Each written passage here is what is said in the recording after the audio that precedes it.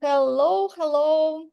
Welcome to Circle of Fame. Today is our first panel discussion, and we are really thrilled to have all these amazing experts with us who I really appreciate to be here and ready to share their passion, their purpose, their mission, and impact the world that is really so much is important nowadays.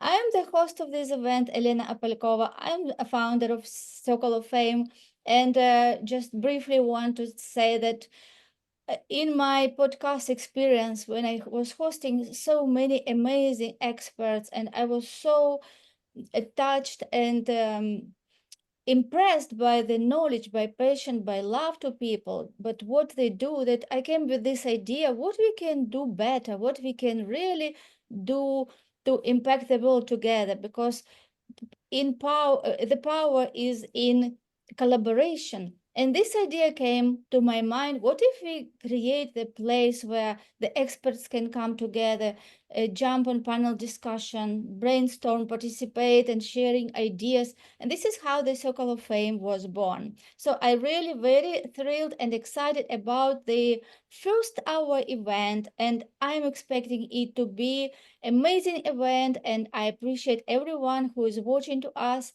And now I will introduce our moderator of our episode, which is Paul Angelle. Today he was helping us to make the best of this session. Paul, the scene is yours.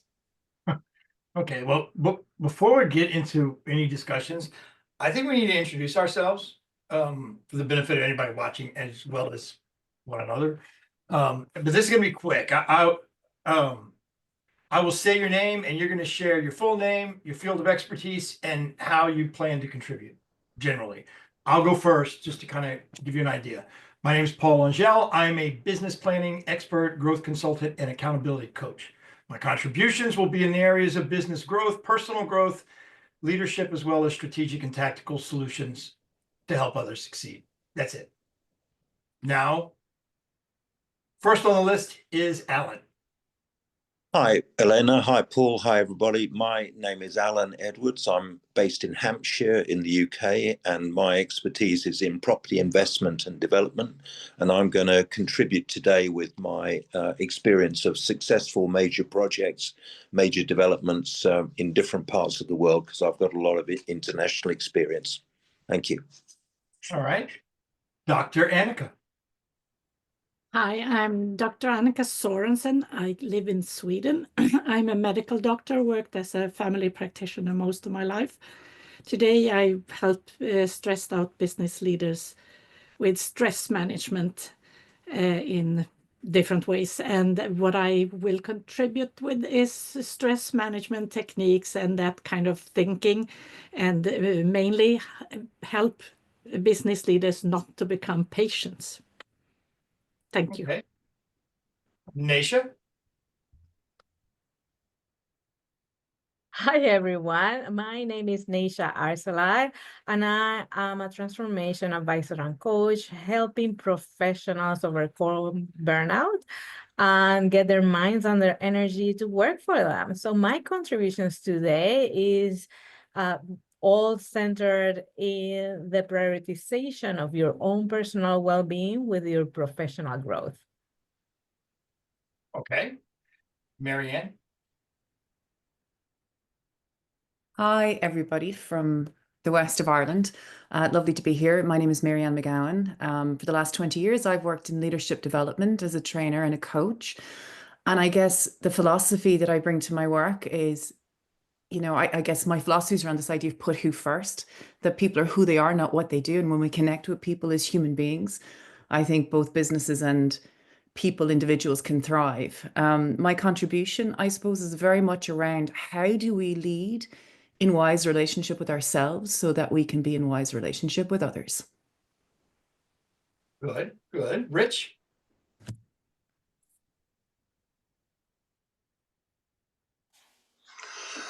Good morning or afternoon or evening, wherever you are. My name is Rich Kozak. I'm in the western area of the United States, Southern California.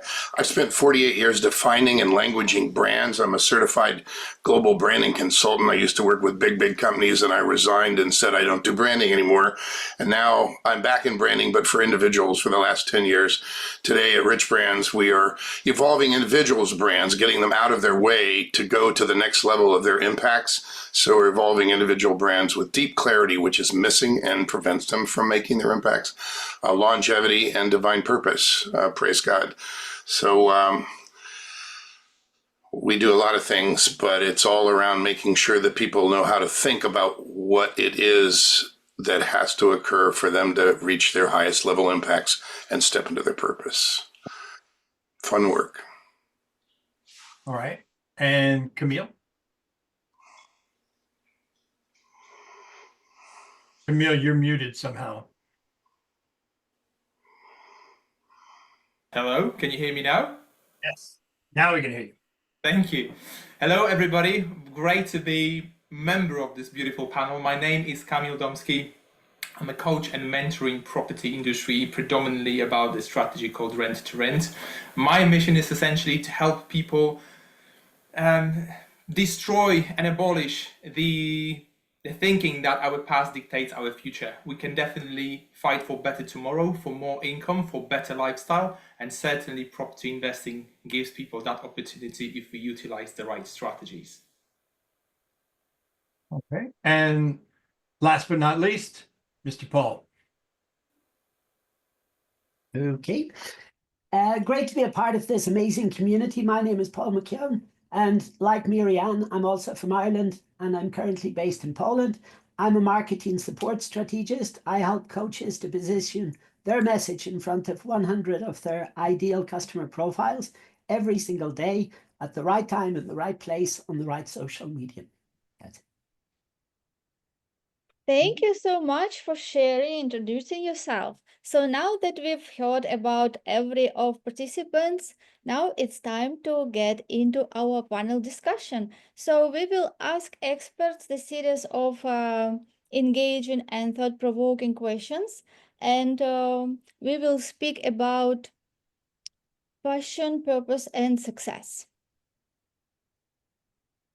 All right. Now when I call your name, please share what success means to you and how do you measure it in your life. And to kind of explain that, I'll go first just because that's not necessarily obvious. But to me, success simply means I've connected with someone else.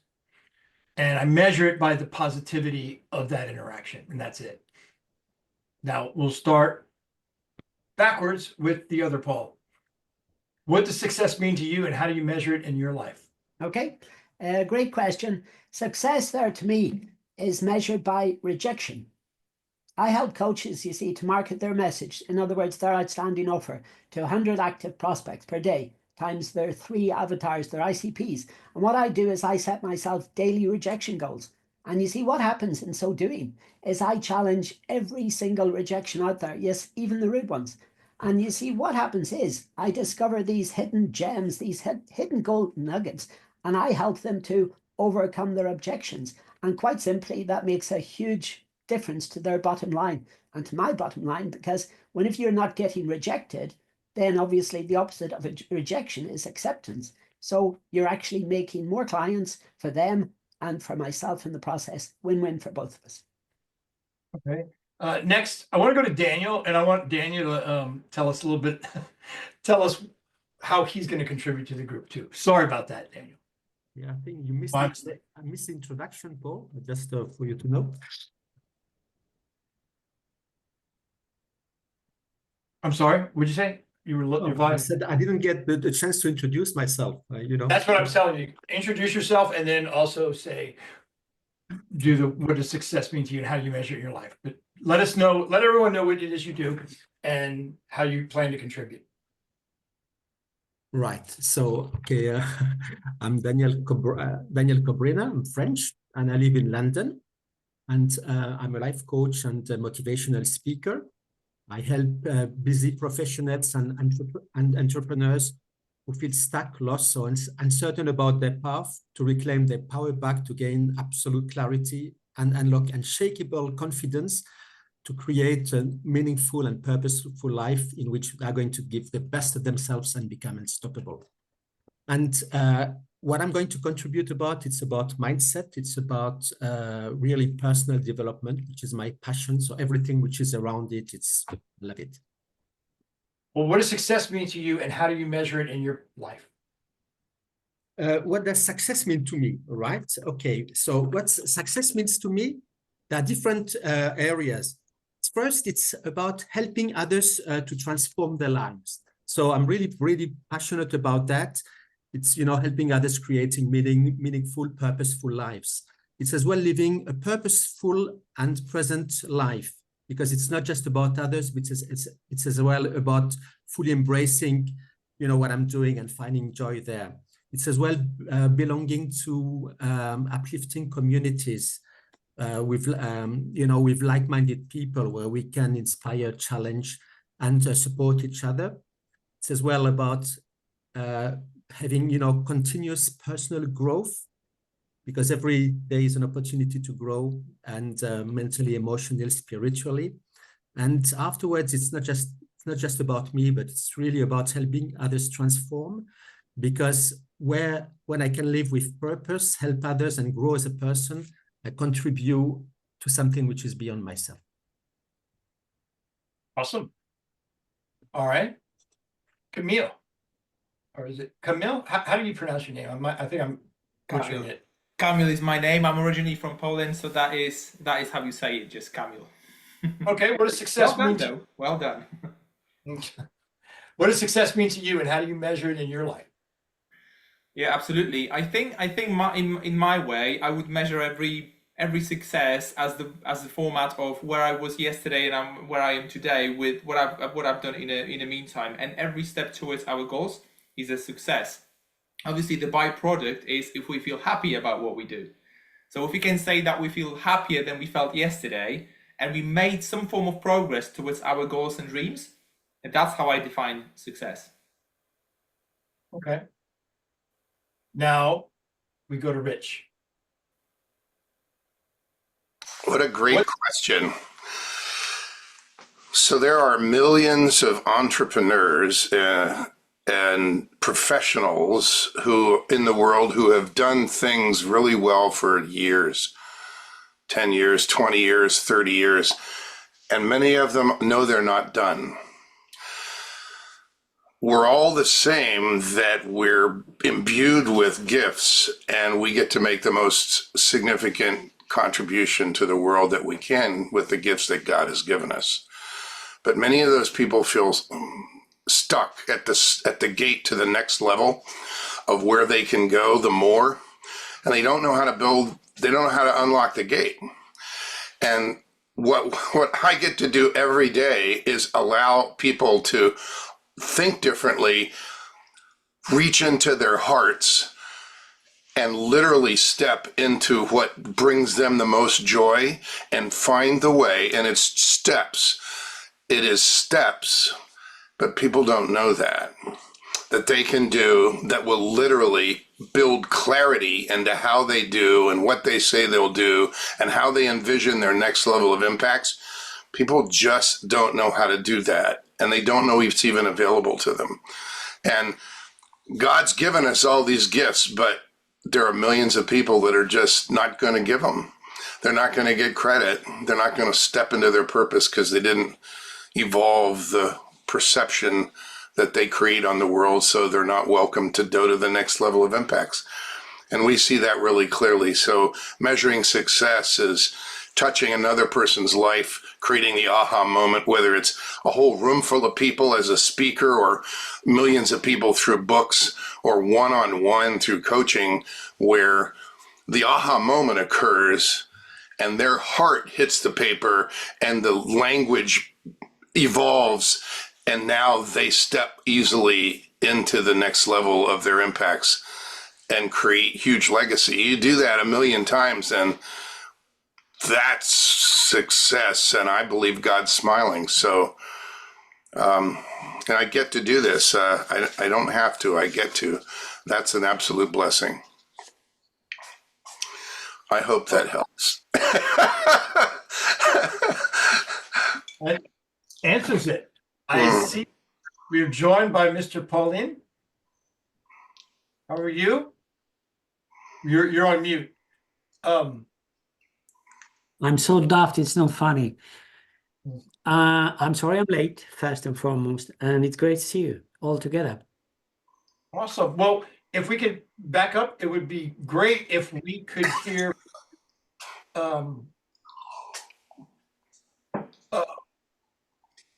what's your full name, your field of expertise, and how you plan to contribute to this session. My full name is Paulin Prifte, and my area of expertise is publishing first-time authors by taking the book from the idea, leading to, during, and after launch and promotion. How I'm going to contribute. I work for quite a lot of new authors, and a good number of them come from mentoring and coaching field. And I've learned quite a lot during this process. So I can add elements as far as making books happen and how they can change one's life and how they can, above all, how they can make a massive difference to the readers. Okay. In that vein, what does success mean to you, and how do you measure it in your life? Well, success means two things: profit and making a difference in others' lives. In other words, the primary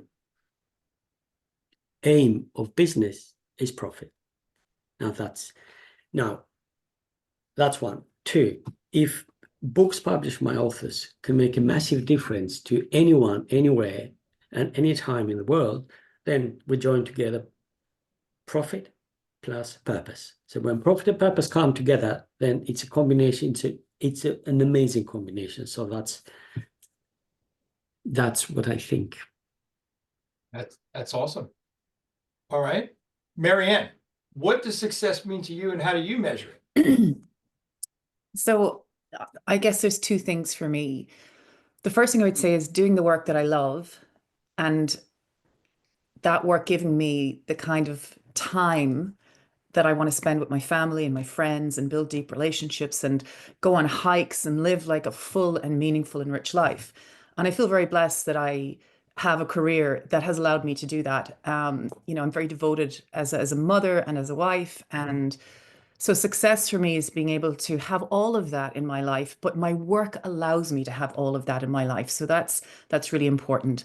The second thing I will say is there are moments when you're working with people, whether it's in a group, as a trainer in the training room, or one-to-one, there are moments when it's like, wow, look at that connection. Just watch that happen. See those conversations. See how deep people are going. See how authentic people are. See how people are courageous to be vulnerable and share things about themselves that they don't have these conversations every day. For me to see that and for me to have facilitated that is probably the moment where I feel I'm exactly where I need to be. And my hope is, how do I measure that? My hope is when we are giving people these skills, how to be present, how not to let time rob you of presence, busyness rob you of presence, how to listen deeply, ask the curious questions. When you are working with people and they're developing those skills, my hope is that it has sort of like a ripple effect, that it goes into their communities, it goes into their homes, it goes into their friendships. And for me, like, that's meaningful. That's my measure of success. Okay. Nisha, sorry. You did good. Great. Success to me, very similar to everything that we have heard to this point. For me, it's fulfillment. Am I fulfilled, and am I creating impact based on my own experiences of life and the guidance that I provide?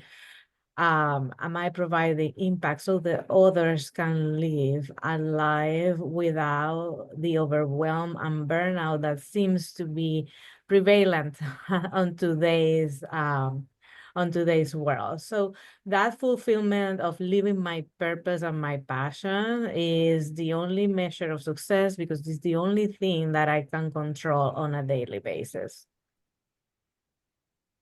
Okay. Now, Dr. Annika? You want to know about what success is? What does success mean to you, and how do you measure it in your life? Well, success for me is when I have a client and they, so to speak, get it. It so that they start making those changes that I feel that they need to do, or that they tell me they need to do to change and find easier ways in their life. That really warms my heart. So it's really just, it's a feeling when how you measure it. I don't know, I don't measure it by measures. It's more you feel that this was the right thing, and I did something really good for someone else, and that's feels so good. So they have to get it. That's what I'm heading for. And we have Alan.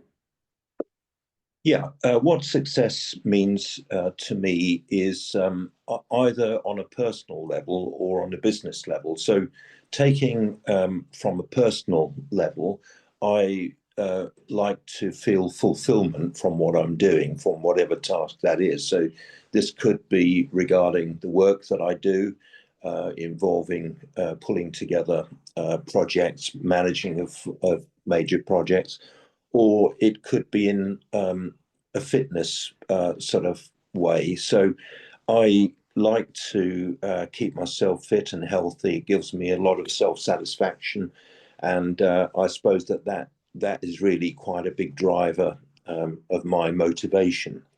If we go to projects and the sort of projects I've been involved in, success is usually measured by these three parameters: time, cost, and quality.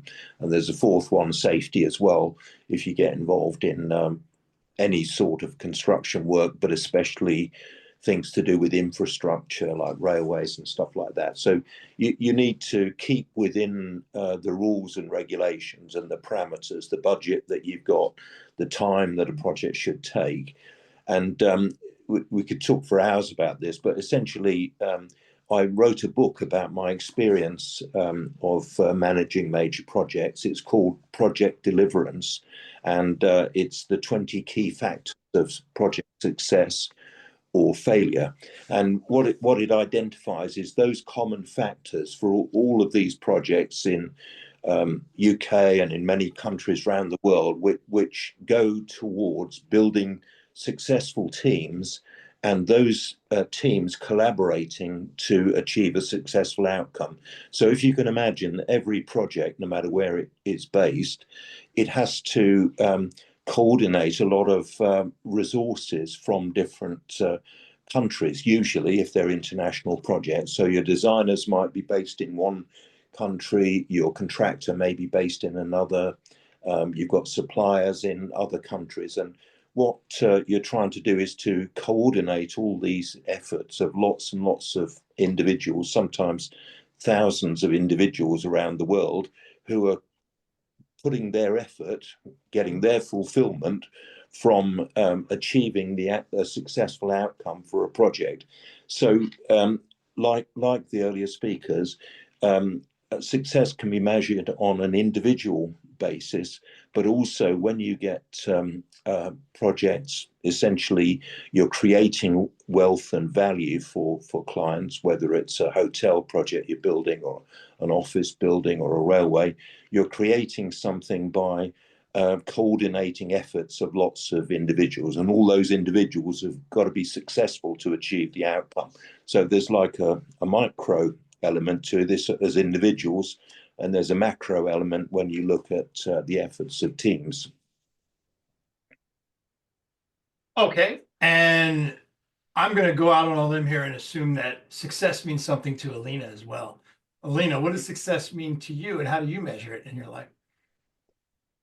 I love the quote of Paul Nightingale, who says that success is progressive realization of the worthy ideal.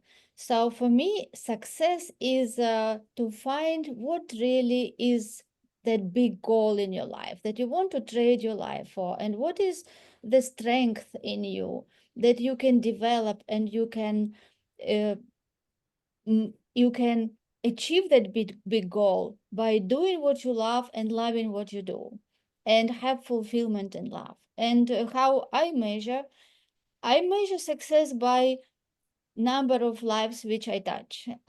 Yeah, so I think this is the biggest, what gives me that fulfillment, when I know that I can help people to change their lives. And we as a group in Circle of Fame, I see how we can do that together as a group.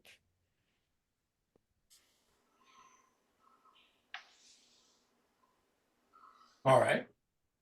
So now when we shared about success and what it means for us, now it is time to go to our next part of discussion. And we will speak about passion and mission. That is so important for each of us here. And now Paul will proceed with the questions. All right. Our first expert will be Paulin. Yeah. Who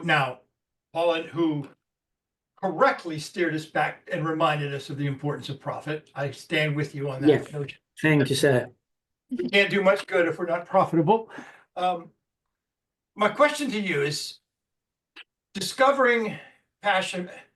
How did you discover your passion in life? And was there a defining moment or experience? Yes, there was. I wrote a book. I'd been working for around 5 years prior to that. At that time, I was down in New Zealand, and I was driving with my partner, Michelle, and we were trying to find a name for the company.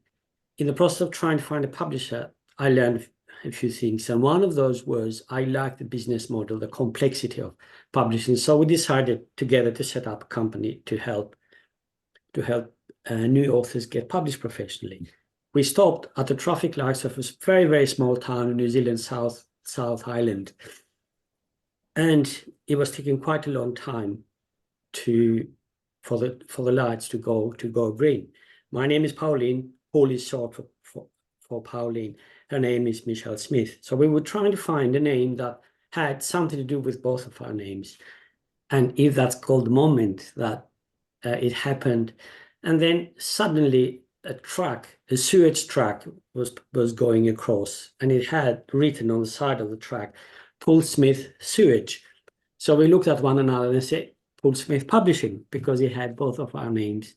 And that's how the company got started. And that's where the passion started to grow from. But I always loved books, reading books. And during the process of trying to learn the craft, working on the books, I loved editing. So editing is really, really something that I love doing. And that's how it started. I hope that answered the question, sir. Do with the sewage tanker. That is amazing. That is a great story. What is your mission? In terms of, could you be a bit more specific in terms of? What is your mission in terms of your passion in life, and how that links personally and professionally? It's publishing as many authors, new authors as possible, doing it professionally, and by doing so, trying to build a step-by-step process that's easily done, that anyone, no matter where they come from or what their background is, should they follow the system, they would be able to write, edit, and publish in English. And I'm talking about anyone in the world. And that's where all of my effort has been going towards too. And it's quite a claim, but I'm giving it a go. Awesome. Now, next up, we have the lovely and talented Dr. Annika, who's here to help us calm down, I think. Dr. Annika, how did you discover your passion in life? Well, I was working as a doctor, and I had a passion to do that. As it took me 10 extra years to get into med school, but I got in there. And I loved my job. I was working full time. I had 3 teenage daughters at home. And, you know, life was tough. And I was kind of heading straight into the stress wall. But for some reason, I took a step back instead. I didn't know why at that moment. So I said, okay, I'm going to take a course in stress management so that I can help myself. And I took that course, realized very soon when I started to look at who am I, what was my backstory. I had a terrible thing happening right when I started to become a doctor. So I really had to work through real tough things. And I realized that I had a very good resilience in what I was doing. And that's why I didn't jump into the wall. So I took this course and saw that, well, this is what I need to help my patients with. Why aren't we doing this in the healthcare? And there's no time for it. We are focused on illness, disease, treatment. And I realized that, I mean, I knew all this before, but you're not aware of it. So I realized that, okay, if I can take a step back in this situation, others will also be able to do that. And I studied stress management, workplace health, all different kinds of things that is in that area for the workplace and not getting ill. And I realized that my mission and the passion is to help people not become patients.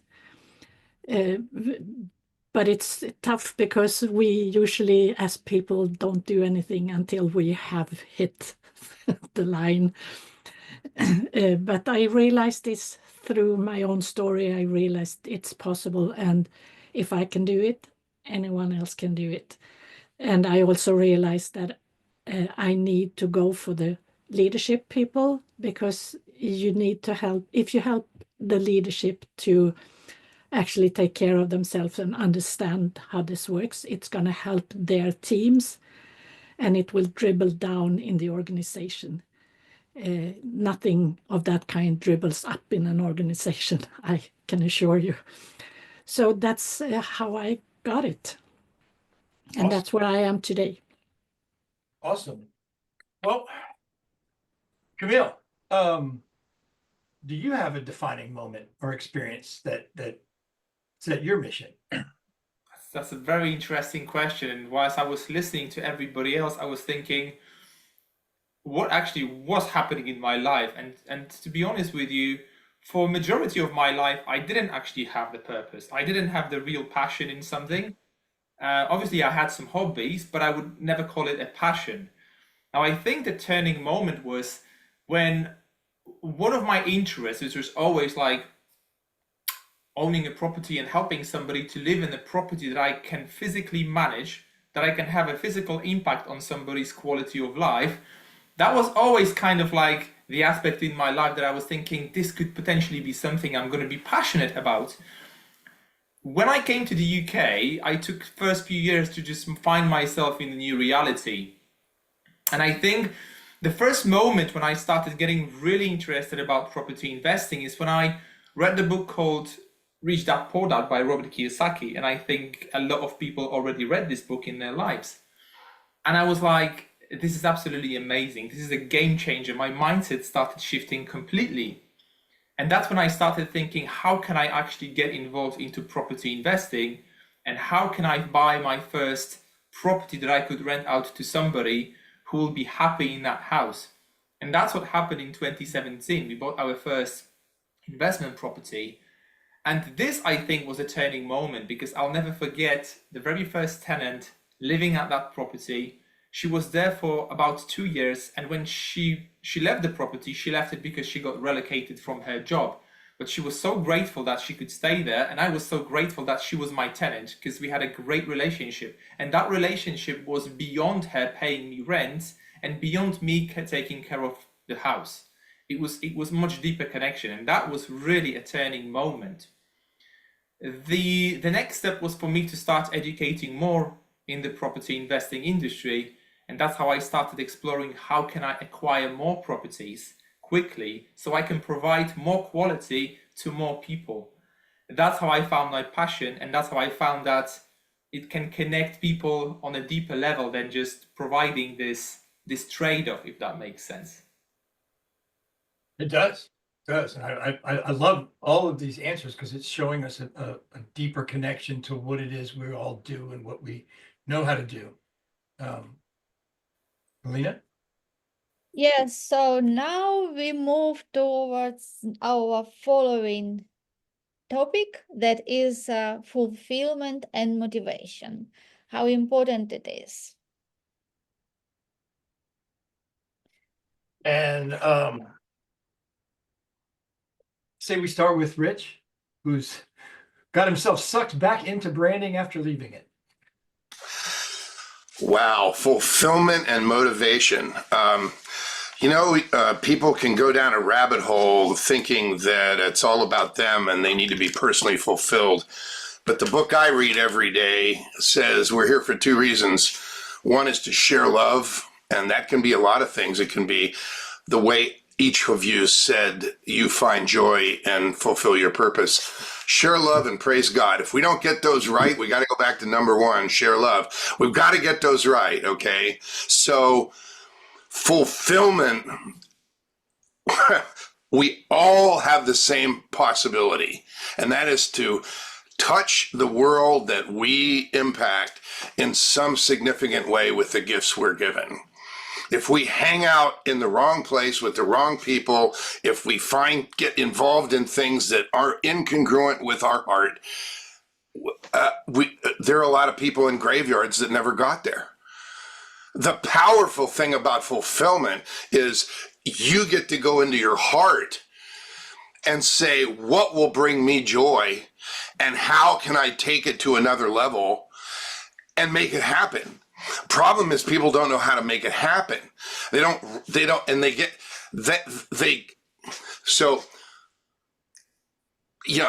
I was listening to Alan talk about the big projects, one of our biggest clients was a $14 billion company that did an engineering project, pipelines through jungles, platforms in the North Sea, but they didn't know how to get credit for what they're doing. So we used to do that with big companies, and that was 10 years ago. I quit that. But big companies don't know how to take it to another level and get credit and make impacts, and solopreneurs don't either. They just don't. Nobody teaches them. It's not in schools. Even the world of marketing, it sells, what they do, but they don't unlock the gates. So everyone who is at the point in their life, and some people aren't, who see they want to make impacts on others, when that part of your heart, the impacts that God put in your heart that you want to make on others, when that gets active, that's the time you get to step into fulfillment and purpose. If you don't allow that to happen, if you go down the wrong paths, or think that what you have to do is what you are going to do, or you become your job, these are all traps. And all of you, we all know people who are on the hamster wheel. It's like, so we get to lead, we get to create our legacy. And somebody who's made impacts their whole life, you can turn a life of impacts into a story of legacy. Like Paul Angelle says, books are a stake in the ground that moves a brand forward. We've helped 7 clients write books this year to move their brand forward. It's like, you get to make it happen or not. And it starts in here. If people are coming from their head of what is success, or chasing other people's ideals, or doing what other people, or helping somebody else live their dream, and they're not going to their heart saying, well, what's in there that I really will bring me joy? And whoa, like when Annika talked about when she found what brought her so much joy, it's like, yeah, each of you knows that feeling. And you know what, Camille, you're way too young. You got decades, dude. Like, it hasn't even started landing on you yet. You got a great start. One of my big mentors is Ron LeGrand, and if you know who that is, like, check it out. I'll send you stuff. But they're one of the grandfathers of creative real estate. But that's kind of the key to that passion purpose, is when you realize there are steps you can take, that everything you say and do aligns with the impacts you most want to make. When you're there, life is sweet, and it really happens faster. Connections happen faster when everything aligns. And people say, oh, that's not possible, that can happen. It is possible. Everything aligns with the impacts that you clearly see making when you're going to thrive at your next level. So it's relevant to everybody. Each one of you, it's relevant to and it comes from the heart. Two things: share love and praise God. Don't forget, we got to get the share love part right. Whether it's project management, I love project management, or writing books like by the way, you love editing. You and I need to meet, Paul, and we're made for each other, but we're all connected. There's no coincidences. We're drawing with a magnet who'd studied with Bob Proctor. It's like, we're all connected. There's a reason that each one of us are in this room right now. It's like, just accept it. We're going to figure out what we get to do, but it's not difficult, and people think it is. We complicate it, but it's not complicated. It comes from our heart.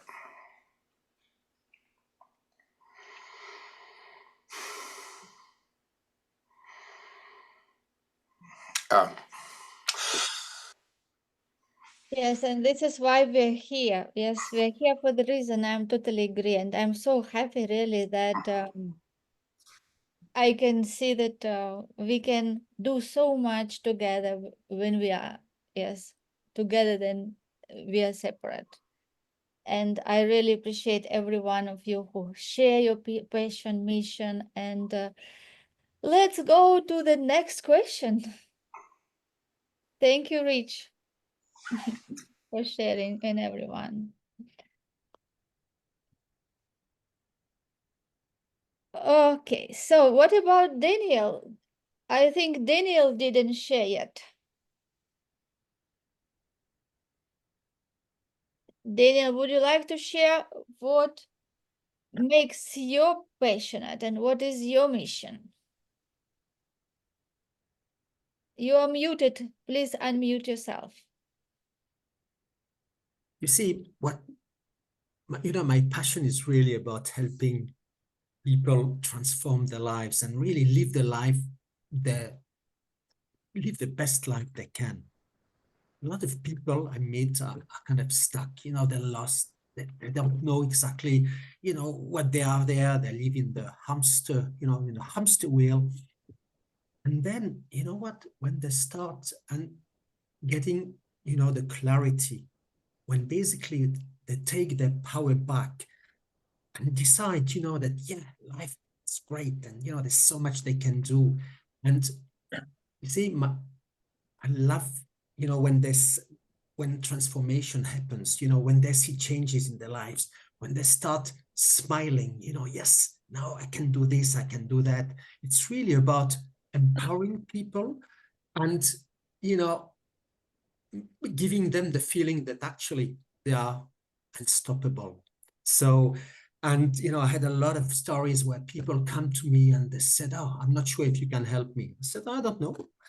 Let's see, and then, they start sharing about their stories. And again, you see, what I noticed as well is that what's very much needed in this world, people to be listened to be heard, to be understood, because very often people can't express themselves. So first of all, when we give them the opportunity to do that, just to be themselves, and this is already something which, like, wow, we can do this. And afterwards, the more people gain, are confident, the more they're going to express themselves. Things come out. And then afterwards, everybody has the solutions in themselves. It just sometimes they need a little support from other people to help them. So it's really all about, achieving this transformation. And this is, every little change for which every person, this is so fulfilling. Yeah, thank you so much, Daniel. And let's also ask our amazing moderator, Paul, to share with us his passion.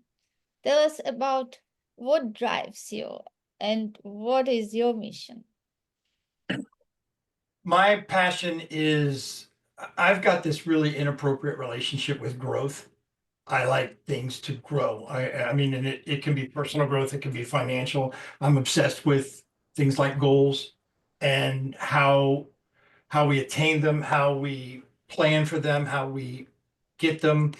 I work with clients that are trying to grow their businesses, and I've made people millions and millions of dollars.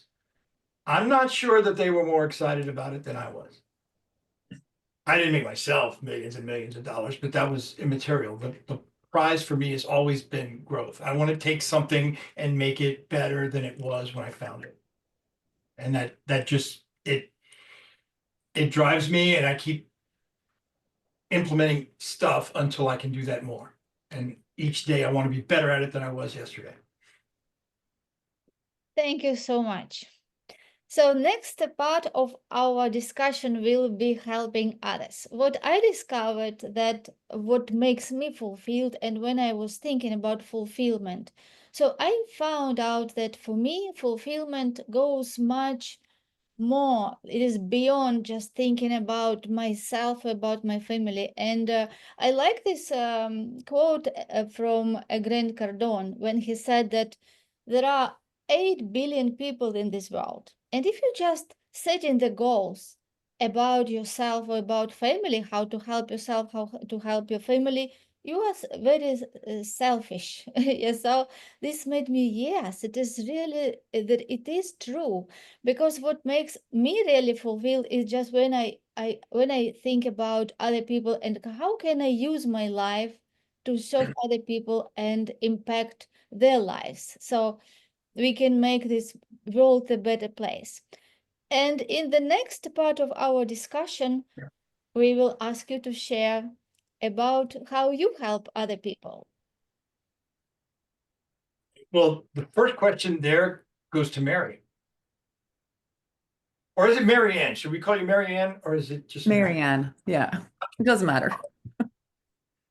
So as I'm listening to everybody, I was reminded about going back to when I was 21 and I was in university, and I had a 2-year-old boy, my 2-year-old son called Sean.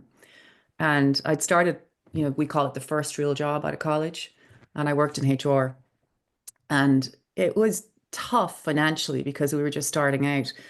And also, we're going back more than 30 years ago. So the attitude towards single parents is not what it is. It was not what it is today.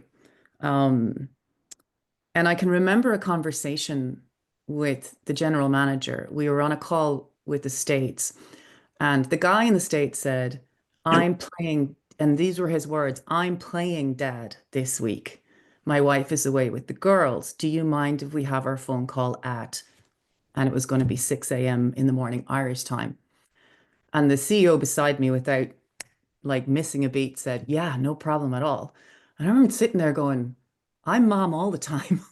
I am mom all the time. And I have to now go to my childminder and say, do you mind if I drop my son up to you at 5:30 in the morning? And I absolutely knew she was not going to be happy. And it turns out a week later, she just said, I've had enough. I can't do this anymore. So I lost my childminder. And I remember at the time that being kind of a pivotal moment for me. And I think I didn't realize it then, but over the time and the work that I've been doing with leaders and in organizations, I started to deeply care about mattering, right? This idea that every single human being matters. I value you, I see you, and I hear you.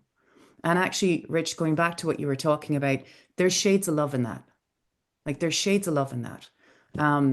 And I think I always decide, even before I meet people, like even you guys, I'd already decided that I care about you.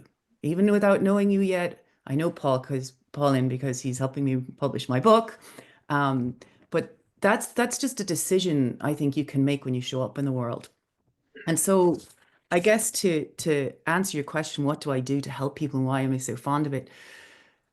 I work in the space of conversations and relationships and helping people, helping leaders, first of all, know how much they matter. And when you understand how much you matter and the contribution that you can make in the world, like, and you bring that to others, you know, and you say, I see you, I value you, I hear you, you matter.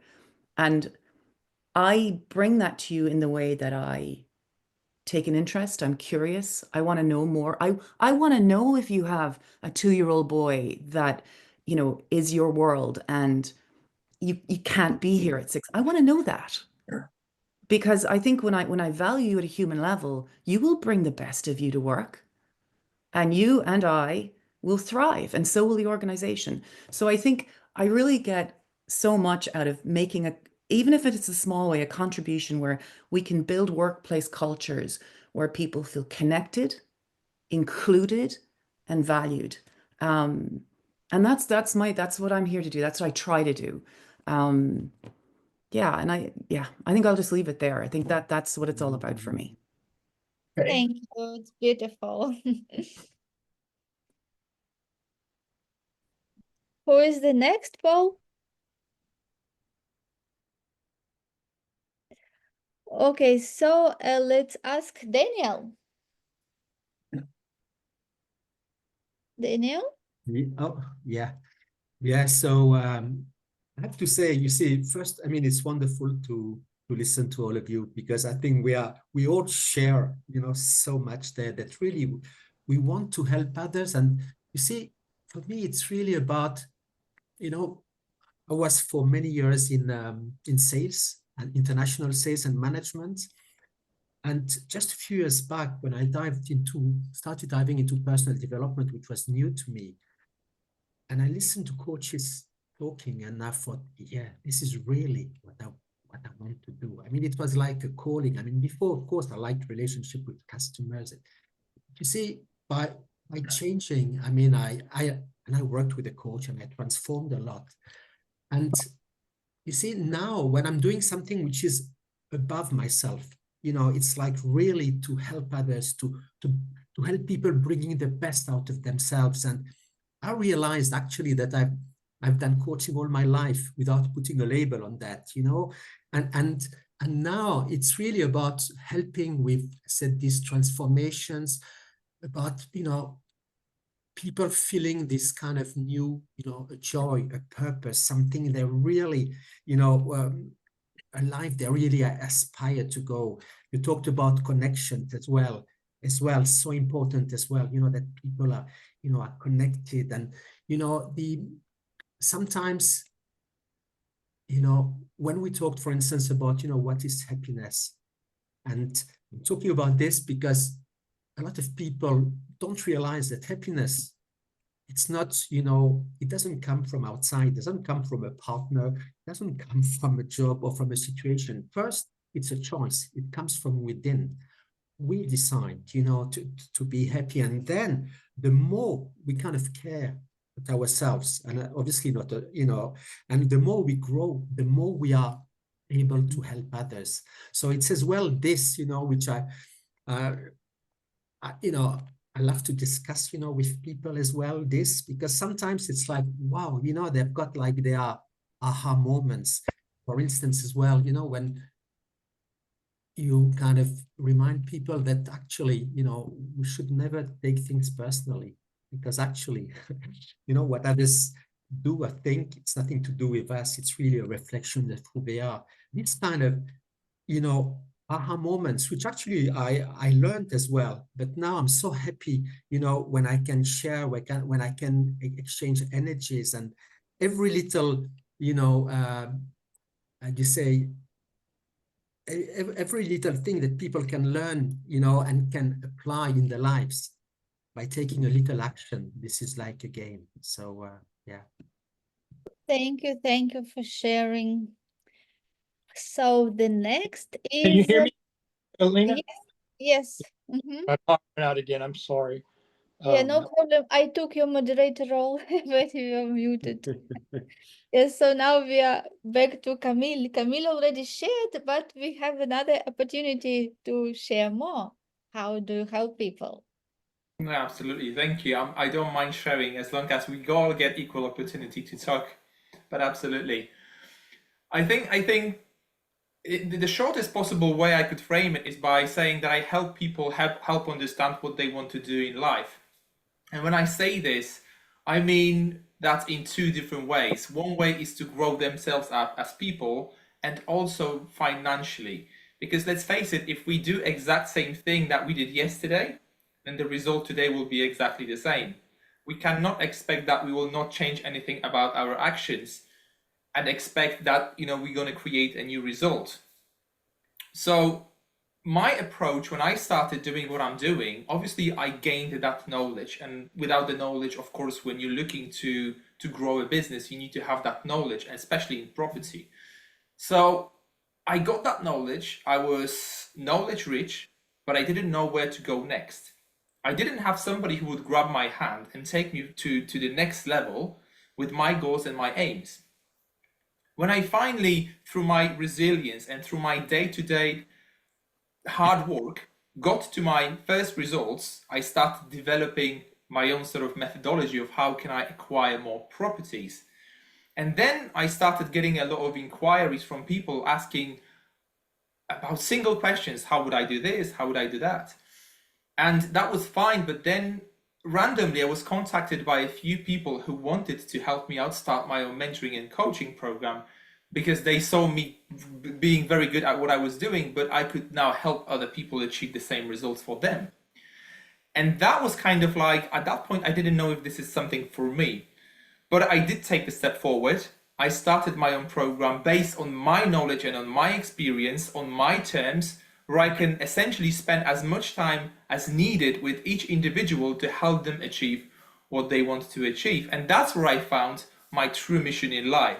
Funny enough, after 35 years of my life, I finally found, the place where I felt that this is truly what I want to do.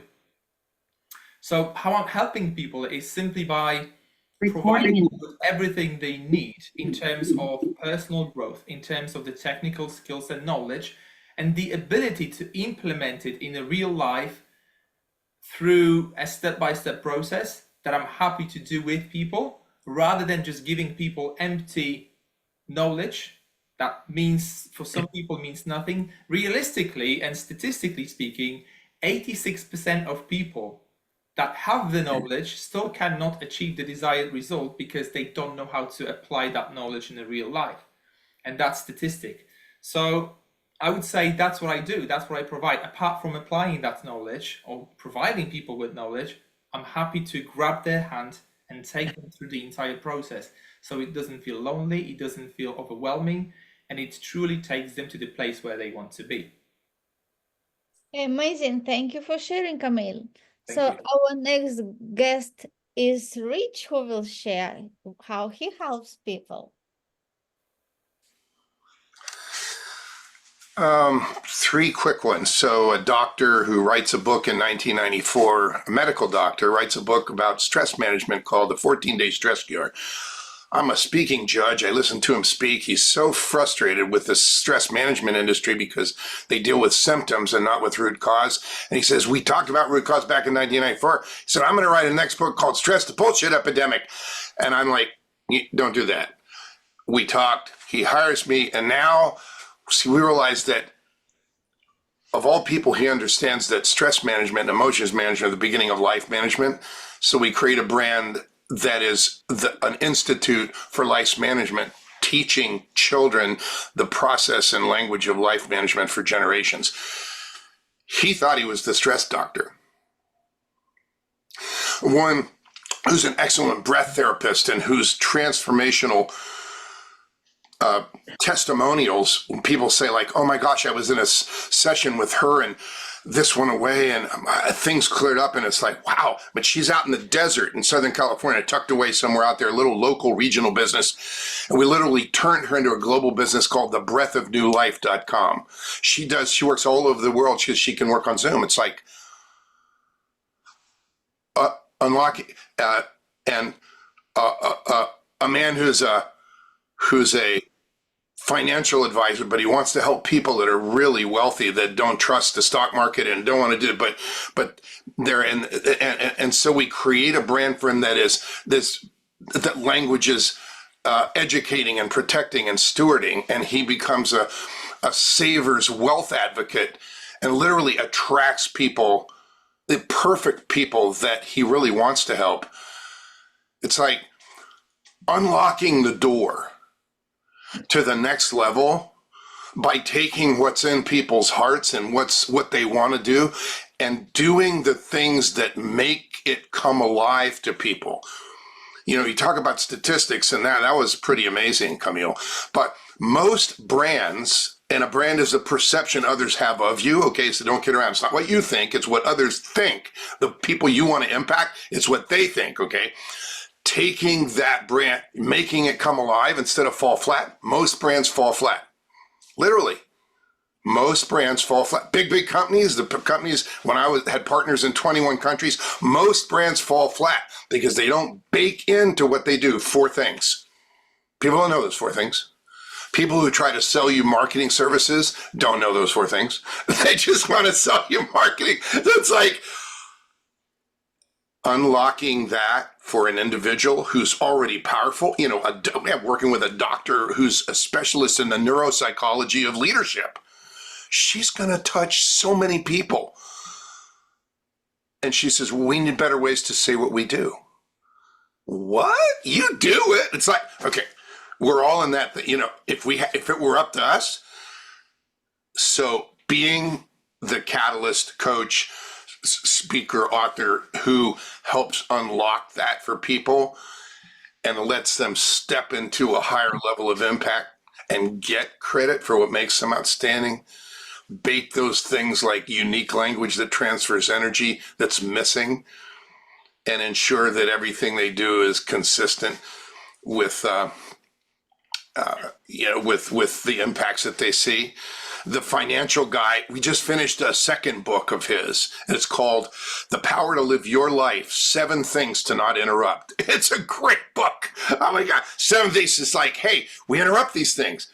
And you go like, oh yeah, we do. Hey, what's the slippery slope? Like, what do you do first that you start the interruption? It's like, wow, that book could help millions of people. So what we get to do is literally help people that are already standing in their gifts, like all of us here, to take it to a much higher level by being themselves, not by being something that they're not. You know, there's no superhero costumes. It's about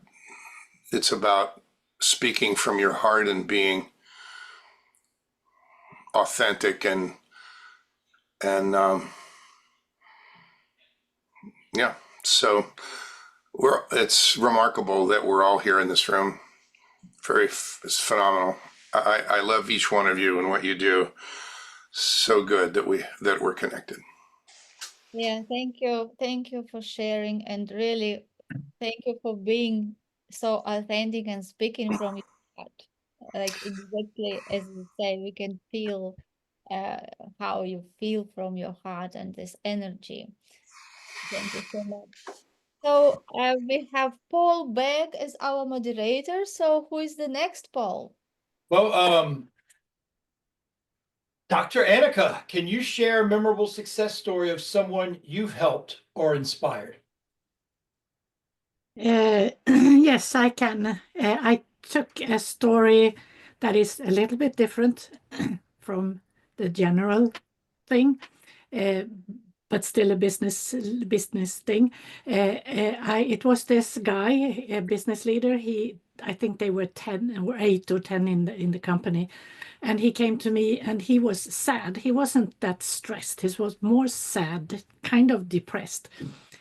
And he wanted to see what was wrong in the business because it was kind of going down. He couldn't really see it. So we looked at different things in the business and only small things to tweak. But since I work with stress management and the whole picture, and I am a doctor and I talk about everything, I went through the wheel of life with him for different parts of life. What else in your life can be wrong? Money, no, that was not a problem. Free time, hobbies, that kind, no, not really. Network, business network, no, he couldn't see anything. And then I came to his personal life. And at first he said, well, it's all right. I'm married and blah, blah, blah, and it's all good. And I could hear that there was something that he was hiding. So I asked, I hear something, I said. Well, I have this grudge with my mother-in-law. And I said, yeah, that happened 2 years ago. And it's been kind of nagging me all the time because it feels so bad when we meet them and my wife and, all those things.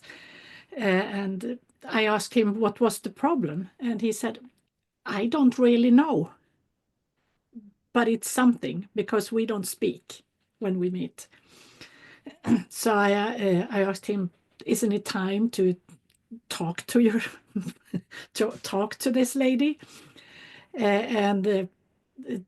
So he said, well, she does love flowers, so I'm going to buy her some flowers and go and ask her if we can talk. And then, so he did. And he came back and he said, we had so much fun. It was all a mistake, a misunderstanding from both sides because we saw things differently. And none of us had really kind of grasped that it was this. So he was back happier and the sadness was gone and the business started to go up again. And with that story, I want to say it's not always in the business that the problems are. They can be anywhere and they can be really hidden. And people don't want to talk about those things because they are ashamed. And I'm fairly good at seeing between the lines what people say and get that feeling because as a doctor, you talk with everybody about everything. There are no limits in what I can ask in the doctor's room. This was not in a doctor's room, but I mean, general. Right. That's my story. Great. That is awesome. Thank you. What about you, Alan? Do you have a memorable success story of someone you've helped or inspired? Yeah, I've got one from fairly recent times where I helped somebody. It was a property investor who'd actually got themselves in a bit of a problem. Just to explain a bit of the background, they got an 8-bedroom house which they had wanted to sell, and they gave the keys to this house to the prospective purchaser, who started to do the work that was needed to transform this house into a larger number of bedrooms, 10 bedrooms, and then refurbish it and get more rent from it and so on. So the problem was that they didn't actually sell the house to this person before they gave them the keys. So this person actually wrecked the house before realizing that they'd bitten off more than they could chew. So they walked away from the deal, and the original owner of the property. In actual fact, it was even worse than that, because the owner of the property was a third party who'd put this house in the care of this company. So I helped them to get out of this problem. I worked through different scenarios, and I got them a contractor on board, and in the end I got them an investor on board so that they could actually extricate themselves from this situation they were in. Because what they'd done is they'd taken an 8-bedroom house that was actually generating a certain amount of income, and they'd allowed somebody to wreck it so it wasn't capable of producing any income. So they had all the costs associated with the property, and then they had to fund doing quite a major refurbishment. And when you actually looked at the value of the house in this particular location, it wasn't worth that much. So that was something. I mean, basically what I do is I solve property problems, and in that case I helped this company extricate themselves from this very bad situation. I mean, just in the background, following on from what the previous speakers were saying, one of the directors of this company actually had a nervous breakdown, because of the stress caused by this problem. But if you are used to this sort of thing, which I am, then you can actually solve problems.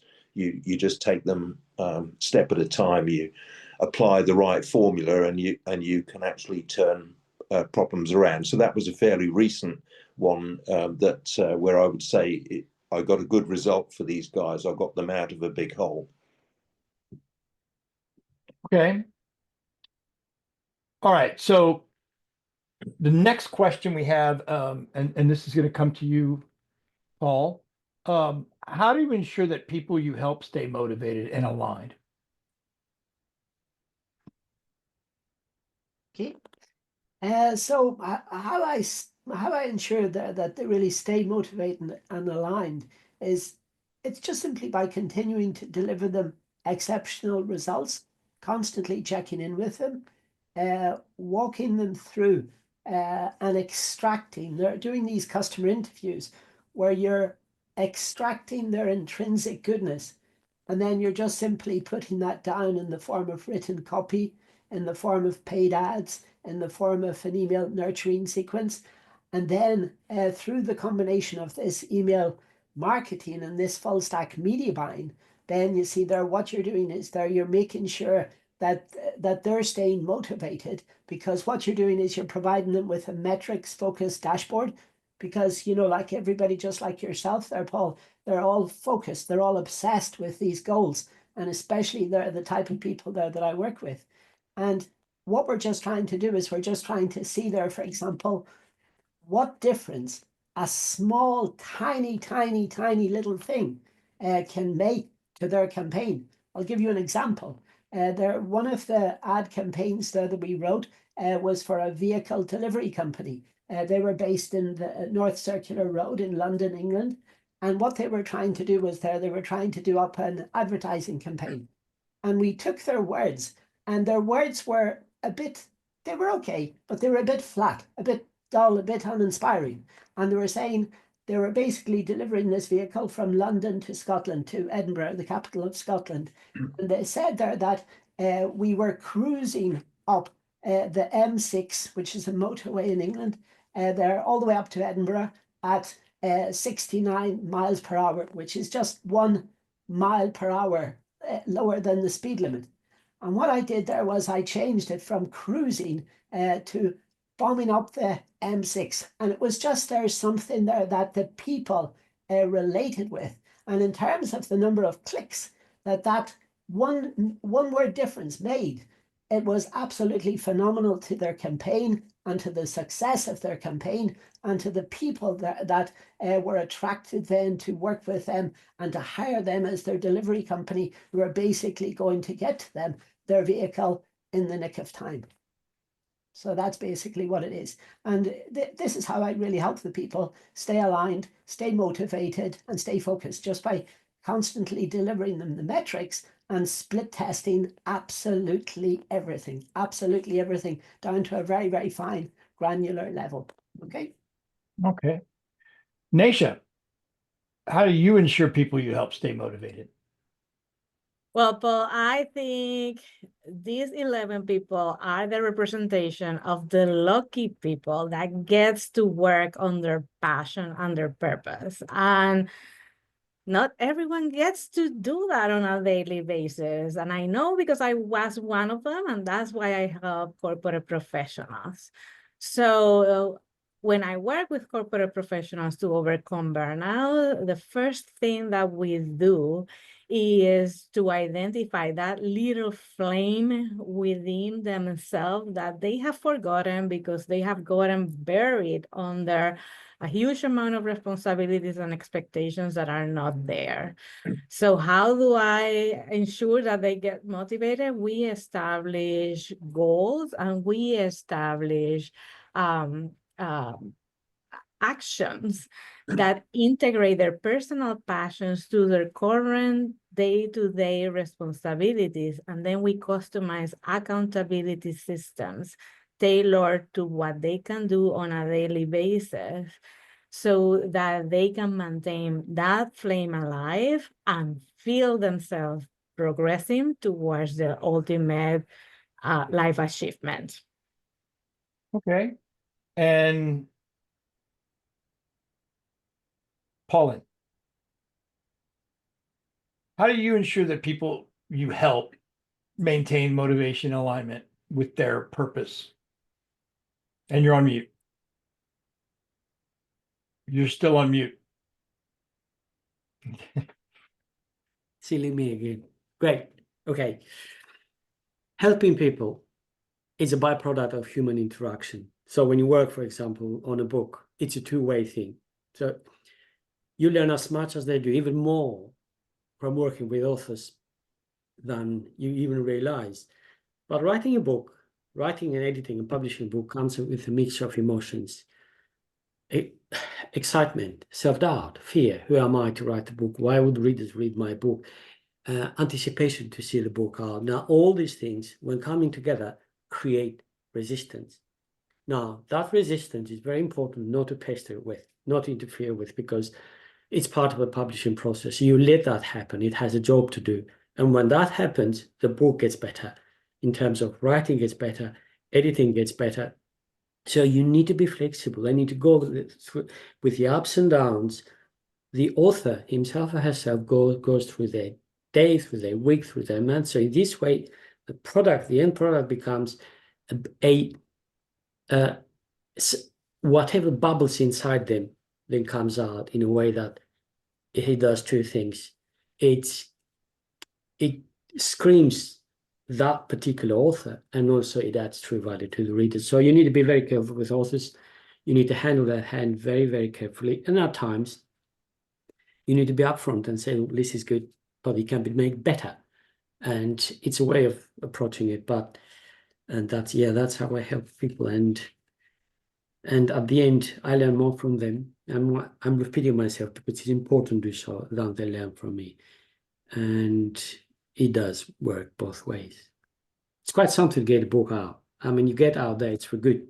And it needs to be done properly. You need to retain that initial vision of the author and put it through the stages as a product to produce it in a way that it really connects the reader with the author. So that's how I do it. All right. Now, I have a suspicion Elena has a way that she ensures that people she helps stay motivated. Am I correct? Yes. So how I ensure people to stay motivated is to help them to think big and get really to that essence of who they are, because when they understand the potential which is in them and help them to think big and set big goal and think and feel and act from that goal which is already as it is already achieved, this what can help people to stay motivated and aligned with the goal, because this is the key and the rest is the process which comes from within.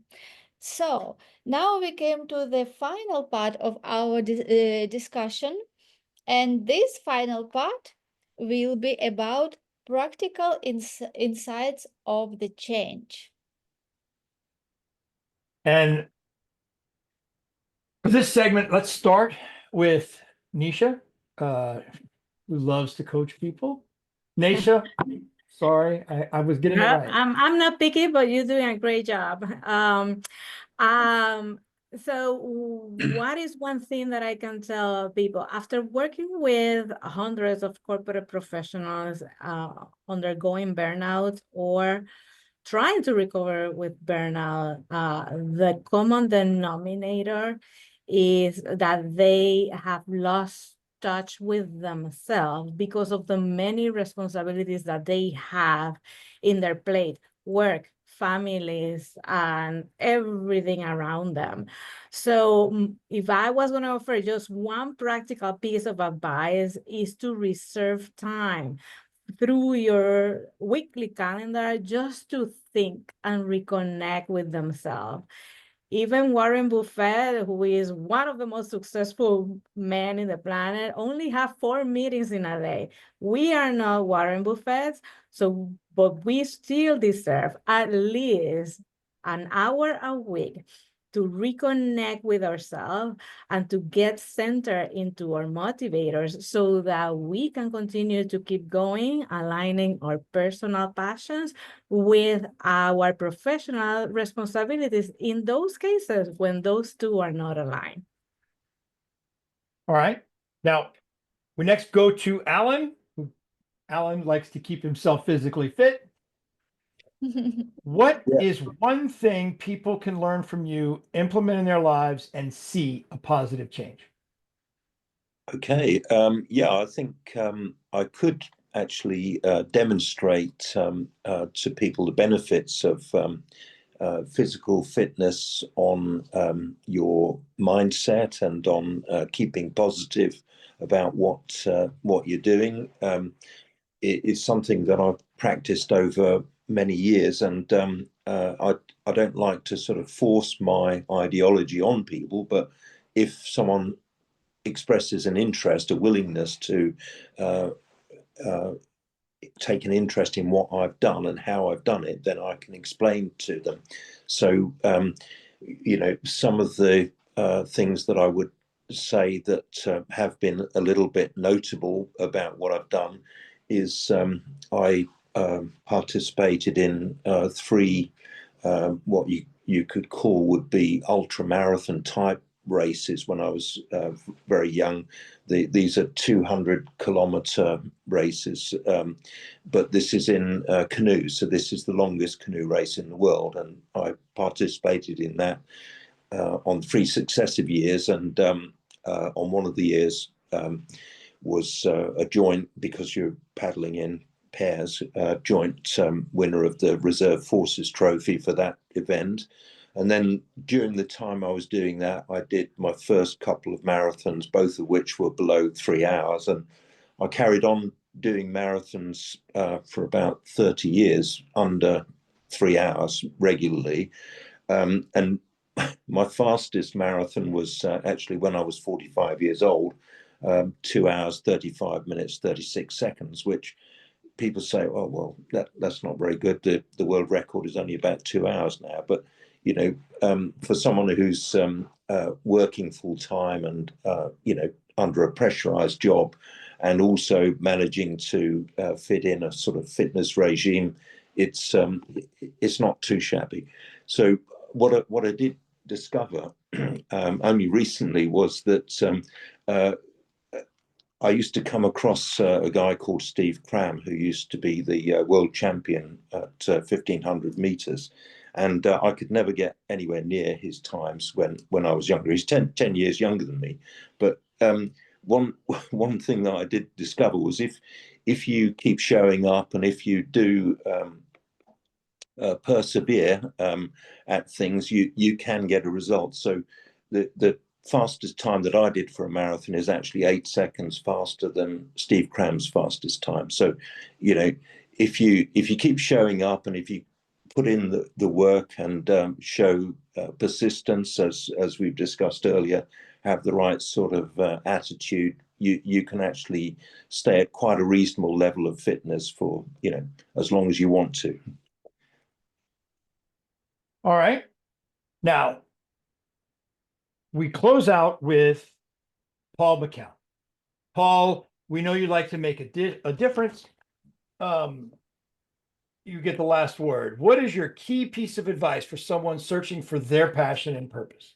Okay, right then. So I hope Daniel will agree with me that I'm pronouncing this correctly, but my favorite quote of all time there, people, is with great power comes great responsibility.